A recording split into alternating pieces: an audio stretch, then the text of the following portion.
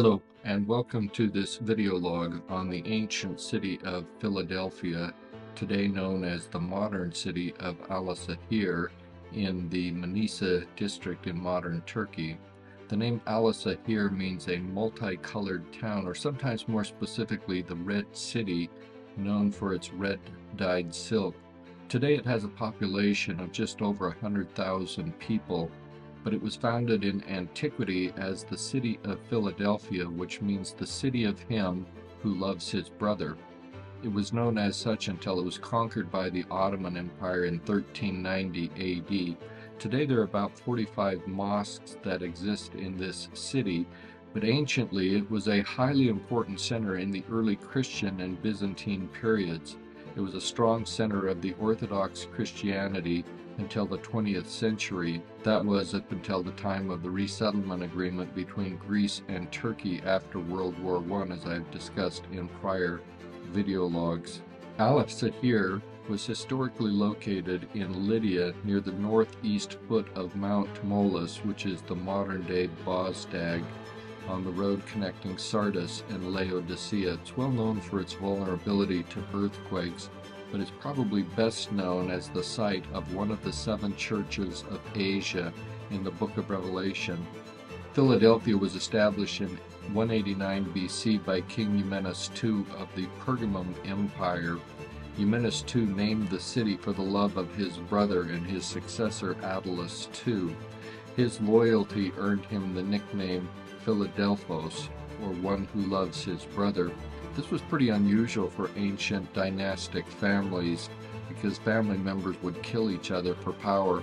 I compare it a little bit to the K-drama that Jan got me watching called Crash Landing on You, or Cloy, that you can find on Netflix, but it's about this family that has a very large and powerful company, and the 2 brothers are fighting with their half-sister over this great empire in a kind of a funny setting. But at any rate, there was nothing funny about it in the ancient times, when some of these family dynasties always had the siblings and others in the family killing each other for power and to claim the throne. That was not the case between Eumenes II and Attalus. They had a great love one for another, but ultimately Attalus II didn't have an heir to the kingdom after he became the king of the Pergamum kingdom, and so he bequeathed his kingdom to his Roman allies in 133 BC. Rome established the province of Asia in 129 BC.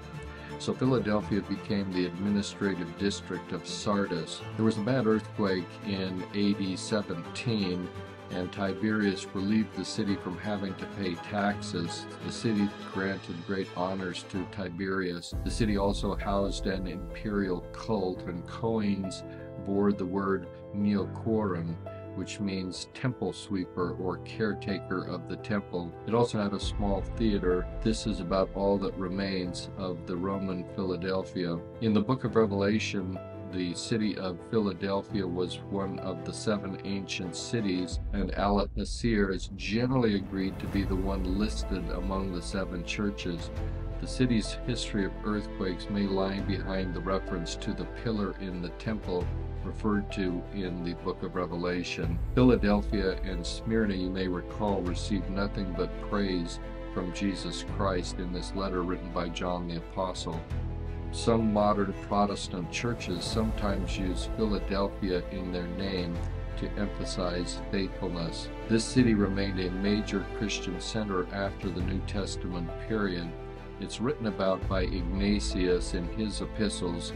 He was a church father from the early 2nd century, and he addressed his epistles to Christians in the city. The city was also prosperous during the Byzantine period, and it was sometimes called Little Athens in the 6th century AD because of its festivals and temples. It indicates that the city was not entirely converted to Christianity. In about 600 AD, the domed Basilica of St. John was built. The remains that you're seeing in some of these photographs are the main archaeological attraction in the modern city, but it's a very small area in which the site can be seen. The Byzantine walls that once surrounded the city have all but crumbled away. The city was taken by the Seljuk Turks in 1074 and again in 1093 and 1094 AD, but in 1098 the First Crusade recovered the city in favor of the Byzantine